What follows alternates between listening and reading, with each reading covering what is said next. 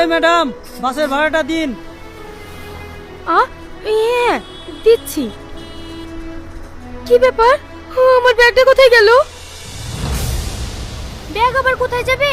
সিটের নিচে পড়ে যায়নি তো? না না, নিচে পড়েনি, এখানেই তো ছিল।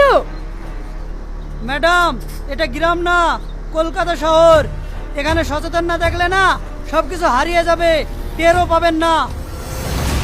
মা, টাকা পয়সা মোবাইল আমাদের ঠিকানা সব তো ওই ব্যাগেই ছিল। তাহলে এখন কি হবে? কি আর হবে, দিল্লিতে যাওয়া হবে না। ও কন্ডাক্টর ভাই, বাসটা এখানে দাঁড়াতে বলো। ওই এখানে গাড়ি থামবেন, আমার আছে।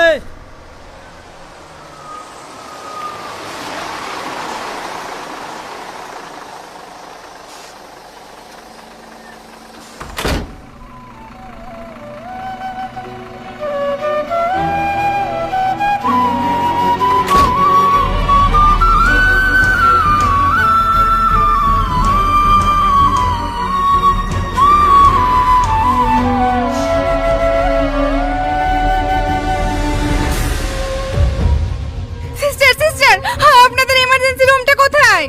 সোজা গিয়ে ডান দিকে।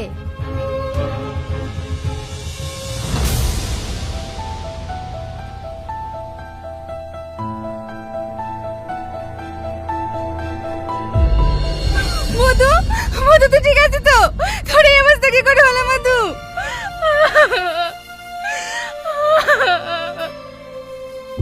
আপনি কাঁদছেন কেন? কে আপনি?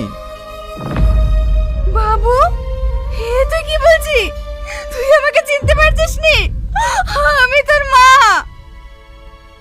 এই বাবু, তুই তোর মাকে চিনতে পারছিস না? কারা আপনারা?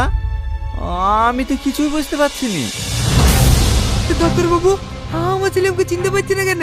ওর কি হয়েছে? ও, আপনি তাহলে পেশেন্টের বাবা? হ্যাঁ ডাক্তার বাবু।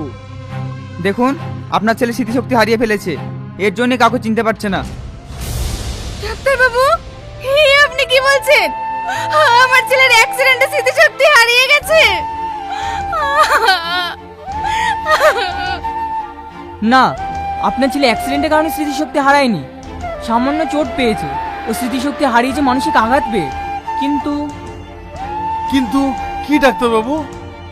আমরা যখন ওকে ট্রিটমেন্ট করছিলাম তখন ও বারবার একটা মেয়ের নাম উচ্চারণ করছিল। মেয়েটার নাম যেন কি? সালমা। হ্যাঁ সালমা। কে মেয়েটা? ওই মেয়েটাকে টনি খুব ভালোবাসতো।